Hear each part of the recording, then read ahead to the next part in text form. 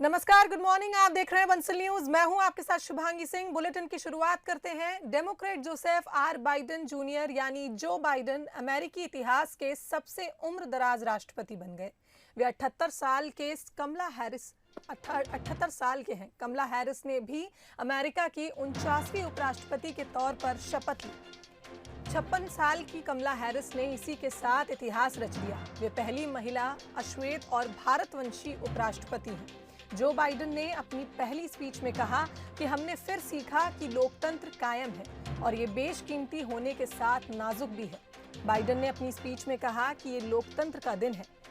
Biden ने नस्ल भेद और राजनीतिक हिंसा के मुद्दे को तरजीह दी। उन्होंने कहा कि सत्ता के लिए लोगों ने झूठ बोला, लेकिन न्याय के साथ रहें और हिंसा के खिलाफ रहें, इसलिए आज यहाँ खड़े हैं। हमें हिंसक राजनीति से लड़ना होगा। उन्होंने कहा कि मैं किसी पार्टी का प्रेसिडेंट नहीं हूं, मैं हर एक अमेरिकी का प्रेसिडेंट हूं।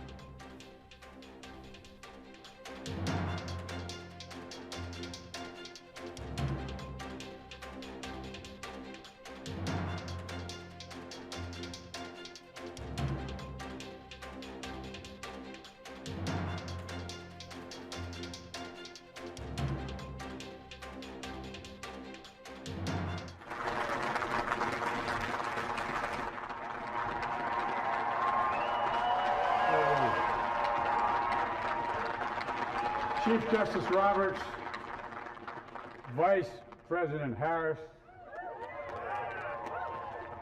Speaker Pelosi, Leader Schumer, Leader McConnell, Vice President Pence, and my distinguished guests, my fellow Americans. This is America's day.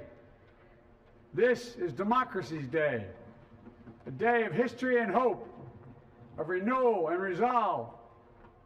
Through a crucible for the ages, America has been tested anew, and America has risen to the challenge.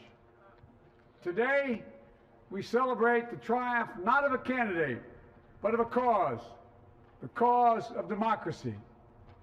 The people, the will of the people has been heard, and the will of the people has been heeded. We've learned again that democracy is precious.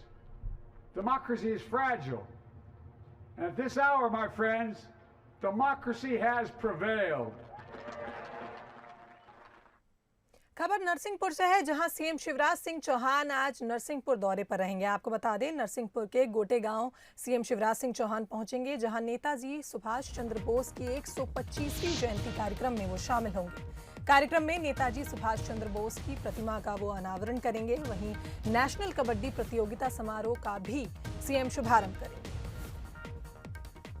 तो CM Shivraj Singh Chauhan आज नरसिंहपुर के दौरे पर रहेंगे, जहां वो गोटे गांव जाएंगे और नेताजी सुभाष चंद्र बोस की 125वीं जयंती कार्यक्रम में शामिल होंगे।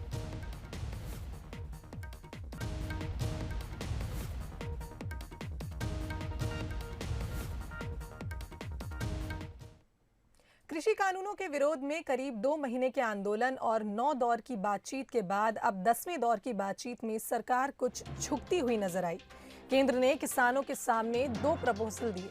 केंद्र ने किसानों के सामने प्रस्ताव रखा कि 1.5 साल तक कृषि कानून लागू नहीं किए जाएंगे और इस संबंध में वो एक हलफनामा कोर्ट में पेश करने को तैयार है। इसके अलावा एमएसपी पर बातचीत के लिए नई कमेटी का गठन करने का भी प्रस्ताव किसानों के सामने रखा गया, जिसके बाद कमेटी जो राय देगी उसके बाद एमएसपी और कानूनों पर फैसला लिया जाएगा। लेकिन किसान कानूनों की वापसी पर ही अड़े रहे और आज की बातचीत बेनतीजा रही। हालांकि सरकार के प्रपोजल पर किसानों ने अलग बैठक की। किसान और सरकार के बीच अब अगली बैठक 22 जनवरी को होगी और किसान इसी बैठक में अपना जवाब देंगे। जानकारी दी है, नोटिस किसानों को मिले हैं, उसकी भी जानकारी हमने दी है। मंत्री जी ने कहा कि हमको आप दे दीजिए लिखित कौन कौन से किसानों को दिए गए हैं, हम जांच कराएंगे और इसमें स्टे कराएंगे। लगता है कि लटकाया जा रहा है आंदोलन उठाने के लिए। देखिए, ये तो विचार करने वाली बात है कि कमेटी आएगी, कमेटी एमएसपी पर इस पर, तो हमने कमेटी के लिए तो मना किया। फिलहाल में सरकार फिलहाल जो स्टे की बात कर रही है, तो स्टे देने के बाद में विचार चलता रहेगा। सर ये बताइए, तो हमने विस्तार पूर्वक उन्हें कहा कि कानूनों पर विचार करना है और आंदोलन से जुड़े विभिन्न पहलुओं पर विचार करना है, तो निश्चित रूप से समय तो चाहिए। और समय चाहिए तो वो समय 6 महीने का भी हो सकता है, 1 साल का भी हो सकता है, 1.5 साल का भी हो सकता है। और सरकार 1-1.5 साल तक भी कानून के क्रियान्वयन को स्थगित करने के लिए सहमत है।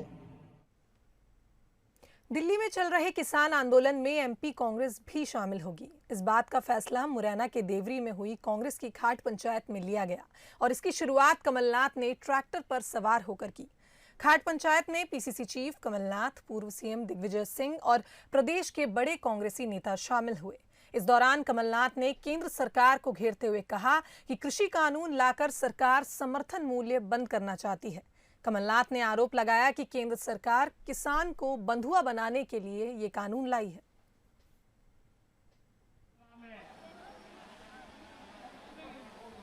मंच पर विराजमान हमारे कृषि क्षेत्र को ये कानून निजीकरण करेगा। इसका मायने क्या? निजीकरण का मायने क्या? आज बड़े बड़े उद्योगपतियों को इनको मंडी का दर्जा दिया जाएगा, मंडी का स्टेटस दिया जाएगा। जब उनको मंडी का स्टेटस दिया जाएगा, ये बड़े उद्योगपति आपके पास आएंगे। सोयाबीन का भाव क्या है बेटा? आप कहोगे 3-4 हजार जो भी हुआ, 500 रुपए कम देंगे। किसान को तो फसल निकालनी है, बेटी की शादी करनी है, फीस देनी है।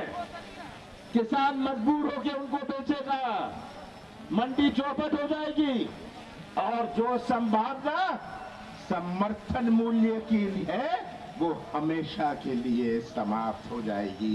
ये मंडी के पीछे से वहीं सीएम शिवराज सिंह चौहान ने कांग्रेस की खाट पंचायत पर तंज कसा। अब कुर्सी तो बची नहीं, खाट ही बची है, तो खाट पे बैठे, क्या दिक्कत है? अब मरता क्या ना करता, और कोई काम नहीं है तो एक टीम बिठा के केवल ट्वीट करते जाओ और झूठे सच्चे कुछ भी ट्वीट करें। कोई काम तो होना चाहिए, इसलिए ट्वीट करते रहें, कोई आपत्ति। पूर्व सीएम कमलनाथ के छिंदवाड़ा प्रेम को लेकर विपक्ष सवाल उठाता रहा है, लेकिन छिंदवाड़ा से कमलनाथ के रिश्तों की राजनीति से अलग तस्वीर भी है। देखिए ये खास रिपोर्ट।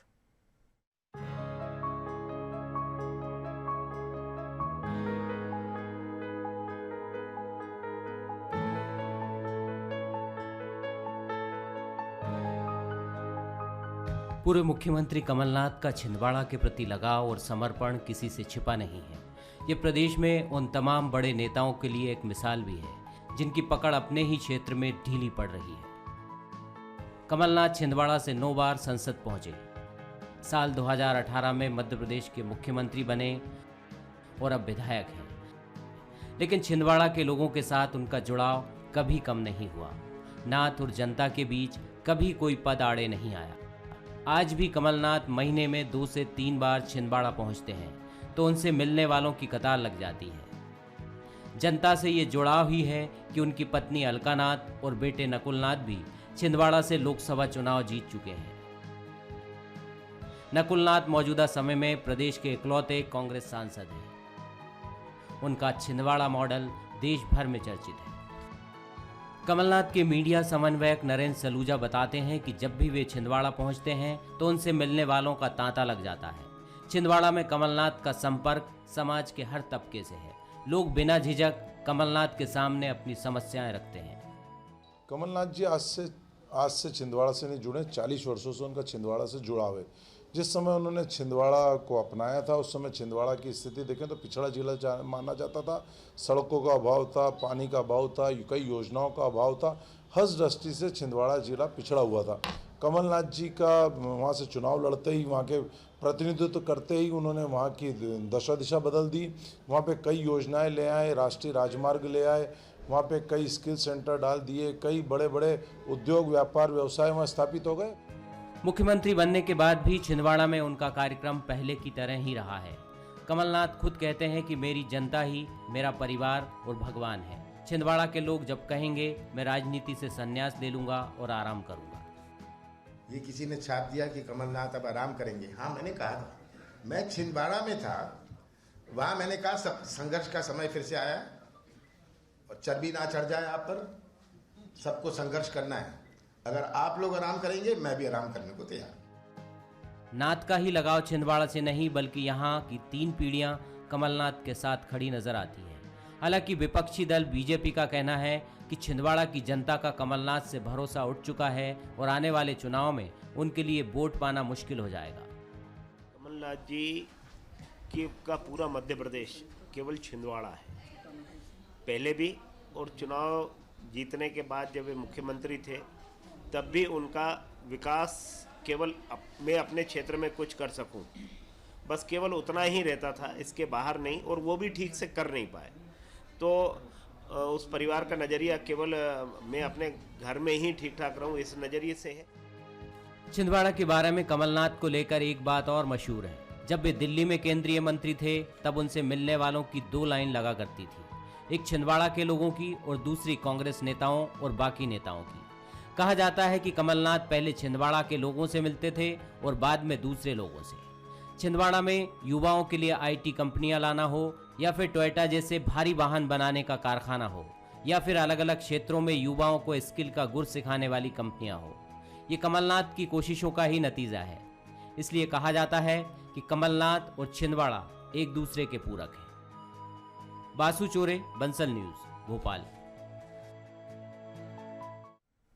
आगे बढ़ते हैं, खबर धर्मपुरी से है जहां एक खड़ी गाड़ी से एक बाइक टकरा गई। आपको बता दें, हादसे में बाइक सवार 3 युवकों की मौके पर ही मौत हो गई, वहीं एक घायल बताया जा रहा है। घायल युवक का अस्पताल में इलाज जारी है। धामनौद थाना क्षेत्र के दूधी बाईपास की ये घटना बताई जा रही है।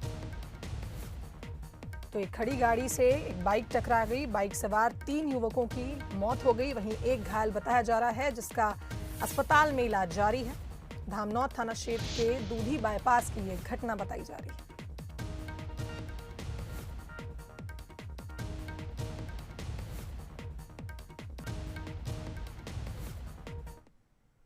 गुना से कांग्रेस नेता और पूर्व कांग्रेस विधायक स्वर्गीय मूल सिंह दादाभाई के बेटे हिरेंद्र सिंह बीजेपी में शामिल हो सकते हैं। हिरेंद्र सिंह 5 फरवरी को समर्थकों के साथ ज्योतिरादित्य सिंधिया के सामने बीजेपी ज्वाइन कर सकते हैं। गुना में हिरेंद्र सिंह के बीजेपी में शामिल होने पर बधाई के पोस्टर लगाए गए हैं। हालांकि बंसल न्यूज से बातचीत में कांग्रेस नेता हिरेंद्र सिंह ने पोस्टर वाली बात और बीजेपी में शामिल होने की बात से इनकार किया है, लेकिन उन्होंने कहा कि कांग्रेस से उनकी नाराजगी है और अगर बीजेपी उन्हें मान सम्मान देती है तो बीजेपी ज्वाइन करने पर विचार कर सकते हैं।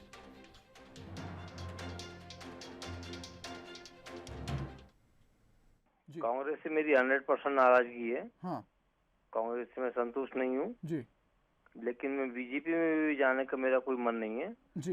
रही बात पोस्टरों की, तो वो कुछ कार्यकर्ताओं ने अपनी मर्जी से छपवा दी, उसमें मेरी कोई सहमति नहीं थी। मेरा अगला कदम ये है कि मैं जनता का सेवक हूँ, जनता की सेवा कर रहा हूँ, करता रहूंगा। भारतीय जनता पार्टी मुझे उचित सम्मान देगी जी। भारतीय जनता पार्टी बहुत बड़ी पार्टी है जी। और हो सकता है मेरे जैसे एक छोटे से कार्यकर्ता की उनको जरूरत है या नहीं है, मुझे नहीं पता जी। लेकिन अगर भारतीय जनता पार्टी मुझे उचित सम्मान देगी हाँ। और मेरी भावनाओं से अवगत होगी हाँ। तो मैं विचार कर सकता हूँ। केंद्र से लेकर राज्य और नगर सरकार तक हर केंद्र बीजेपी के भगवा रंग से रंगा हुआ नजर आता है, लेकिन ग्वालियर का वार्ड नंबर 15 में आज भी कम्युनिस्ट का झंडा लहरा रहा है। ना बीजेपी इसमें सेंध लगा पाई और ना ही कांग्रेस यहां कब्जा कर पाई। ग्वालियर को बीजेपी का गढ़ कहा जाता है। प्रदेश से लेकर राष्ट्रीय स्तर के नेता इस क्षेत्र से आते हैं, फिर चाहे बात जयभान सिंह पवैया की हो या फिर केंद्रीय कृषि मंत्री नरेंद्र सिंह तोमर की। बावजूद इसके ग्वालियर नगर निगम का एक वार्ड कम्युनिस्ट पार्टी का गढ़ बना हुआ है और बीजेपी समेत कांग्रेस और अन्य पार्टियां इस किले को ढहाने में नाकामयाब साबित हुई हैं। कुछ आंकड़ों के जरिए इस वार्ड के इतिहास पर नजर डालते हैं। 1994 में यह वार्ड कांग्रेस के कब्जे में था। 1999 में कम्युनिस्ट पार्टी जीत कर आई। रामविलास गोस्वामी पार्षद चुने गए।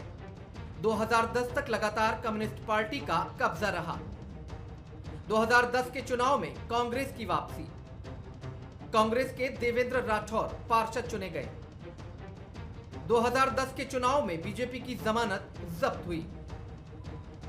अगले चुनाव में फिर कम्युनिस्ट पार्टी जीती। उषा गोस्वामी पार्षद चुनी गई। वर्तमान में भी कम्युनिस्ट पार्टी का कब्जा। कम्युनिस्ट पार्टी का नेतृत्व कर रहे रामविलास गोस्वामी की माने तो उनका सीधा जुड़ाव गरीब तबके की जनता से है और यही उनकी सफलता का कारण भी है। जो जमीन से जुड़ा रहता है वो टिका रहता है, कहीं भी हो, चाहे बंगाल हो, केरल हो। जहाँ पर थोड़ा सा जमीन से हाई फाई हुआ वो निबट जाता है। अपन यहाँ पर बने हुए हैं, अपने लोगों से जो संबंध हैं घरेलू वो तो हैं ही, लेकिन अपन लोगों की जनता के विकास के काम को भी बहुत प्राथमिकता से करते हैं। वहीं वार्ड के लोग किसी दल को न चुनकर व्यक्ति के कामकाज को तरजीह देते हैं, यानी कि उनकी मुहर विकास के नाम पर लगती है। कम्युनिस्ट पार्टी को नहीं, काम को चुनते हैं। जैसे जैसे वार्ड में काम होते हैं उसके हिसाब से आदमी पार्षद को चुनता है। काम होता है तो इस वजह से पार्षद को चुनते हैं। जो पार्षद काम कराता है वो चुन के बार बार वापस आता है। वहीं बार बार हार का मुंह देखने के बावजूद चाहे कांग्रेस हो या कि फिर बीजेपी आगामी चुनाव में अपनी अपनी जीत के दावे करते हुए नजर आती हैं। जहाँ जहाँ भारतीय जनता पार्टी का पार्षद बनता है तो विकास के प्रति इतना प्रतिबद्ध होता है कि लड़ झगड़ के महापौर से किसी भी तरह फंड लाता है, अपने वार्ड का विकास करता है। लेकिन सीटू और वामपंथी दल मजदूरों को, नागरिकों को बहुत नीचे स्तर तक ले जाते हैं, उनका उत्थान नहीं करते हैं ताकि वो उनके गुलाम बने रहें। इसलिए वो वार्ड अभी वामपंथ से मुक्त नहीं हो पाया है। इस बार हम पूरा प्रयास करेंगे। मैं आपको विश्वास दिलाता हूं कि हम वो वार्ड जीतेंगे। वर्तमान में क्या है कि महिला सीट है, कांग्रेस के पास थोड़ा अभाव तो है और जो चुनाव लड़ता है कभी उसका पति लड़ता है, कभी वो लड़ती है। भारतीय जनता पार्टी वहाँ जीत नहीं पाएगी। कम्युनिस्ट पार्टी और कांग्रेस की टक्कर होगी। प्रदेश के बदलते सियासी समीकरणों के बीच अब आगामी नगरीय निकाय चुनाव में जबकि चंबल अंचल के कई बड़े कांग्रेसी नेता बीजेपी में शामिल हो चुके हैं, क्या बीजेपी कम्युनिस्ट पार्टी के इस गढ़ में सेंध लगा पाएगी? क्या कांग्रेस 2010 का प्रदर्शन दोहरा पाएगी या फिर कम्युनिस्ट पार्टी अपने किले की मजबूती को साबित करने में एक बार फिर सफल हो पाएगी? ये तो नगर निगम के चुनावी नतीजों के आने के साथ ही पता चलेगा। Bureau report, Bansal news, Gwalior.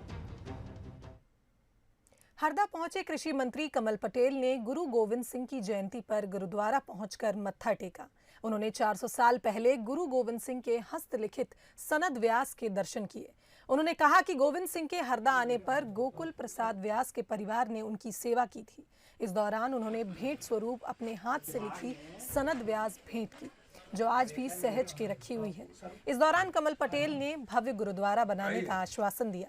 साथ ही हंडिया को देश का प्रमुख धार्मिक पर्यटन केंद्र बनाने की बात कही। परंतु वो जरा उसमें गड़बड़ी हो गई। खबर भोपाल से, जहां मध्य प्रदेश में ई टेंडरिंग घोटाले में 2 गिरफ्तार हुए हैं। आपको बता दें, श्रीनिवास राजू मांटेना और आदित्य त्रिपाठी को गिरफ्तार किया गया है।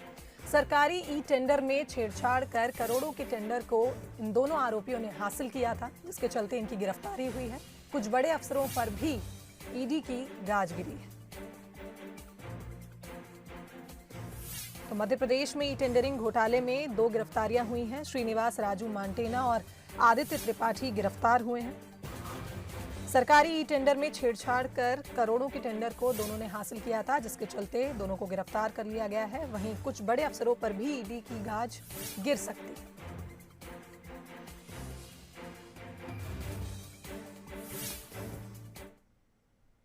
खंडवा जिले में स्थित पर्यटन स्थल हनुमंतिया में जल महोत्सव आयोजन के दौरान बड़ा हादसा हो गया। पैराग्लाइडिंग मशीन ऊंचाई पर जाकर टूटकर गिर गई। इस दौरान हादसे में इवेंट कंपनी के 2 कर्मचारियों की मौत हो गई। घटना के बाद खंडवा कलेक्टर ने मजिस्ट्रियल जांच के आदेश जारी कर दिए हैं। बता दें, जिस स्थान से पावर हैंग ग्लाइडर को उड़ाया जा रहा था, उससे लगभग 1 किलोमीटर दूर ये मशीन जमीन पर जा गिरी थी। इसकी चपेट में इवेंट कंपनी के कर्मचारी राजस्थान के रहने वाले सुरेंद्र सिंह राजपूत और मध्य प्रदेश के राजगढ़ निवासी भालचंद्र दांगी आ गए थे। दोनों को इलाज के लिए अस्पताल ले जाया गया, जहां दोनों ने दम तोड़ दिया।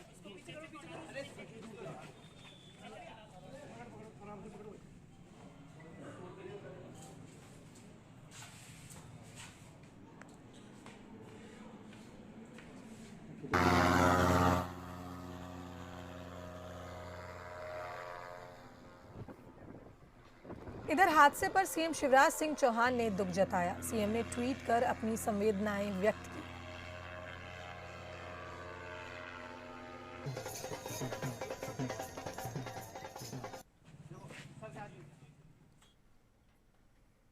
वहीं खबर भोपाल से, जहां प्यारे मियां के नाबालिगों से यौन शोषण मामले में बालिका गृह में 5 लड़कियों में से एक की मौत हो गई। आपको बता दें, 2 दिन पहले लड़की ने जहर खाया था, इसके बाद उसकी मौत हो गई। हमीदिया अस्पताल में उसका इलाज जारी था, जहां इलाज के दौरान उसकी मौत हो गई है। परिजन ने बालिका गृह पर गंभीर आरोप लगाए हैं। परिजन का कहना है कि लड़की को जहर दिया गया है और उन्होंने बालिका गृह पर ये आरोप लगाया है।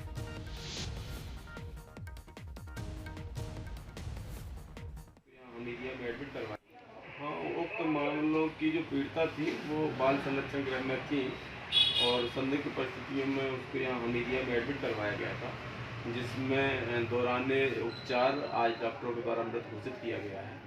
तो उसकी विधिसम्मत पोस्टमार्टम करवाया जाएगा। जो भी एविडेंस होंगे उसके मुताबिक कार्रवाई की जाएगी। वहीं खबर इंदौर से, जहां 2 लाख से ज्यादा के नकली नोट बरामद हुए हैं। आपको बता दें, 4 आरोपियों को एसटीएफ ने गिरफ्तार किया है। आरोपी होटल और ढाबे पर नकली नोट खपाते थे। 100, 200, 500 के नकली नोट बरामद हुए हैं। 2 बदमाश उज्जैन के रहने वाले हैं, वहीं एक धार और एक इंदौर के रहने वाले बताया जा रहा है। खरगोन के पास बेड़िया गांव में किराए के मकान में ये लोग नोट छाप रहे थे। नकली नोट का एक कारोबार कर रहे थे। प्रिंटर, कागज, नकली नोट छापने की सामग्री भी वहां से जब्त हुई है और 2 लाख से ज्यादा के नकली नोट बरामद हुए हैं।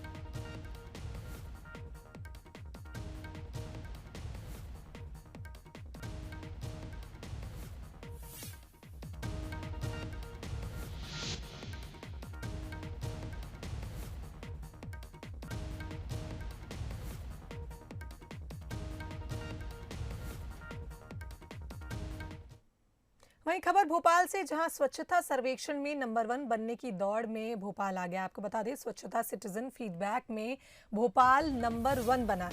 10 लाख की आबादी वाले शहर में नंबर 1 भोपाल बन गया है। भोपाल में 3,60,935 लोगों ने ये फीडबैक दिया। स्वच्छता सर्वेक्षण में नंबर 1 आने वाला इंदौर पिछड़ गया है। इंदौर को पिछाड़ते हुए भोपाल नंबर 1 बना है। स्वच्छता सिटीजन फीडबैक में इंदौर 5वें नंबर पर पहुंच गया है। तो स्वच्छता सर्वेक्षण में भोपाल नंबर 1 बना है। 10 लाख की आबादी वाले शहर में भोपाल पहले नंबर पर है।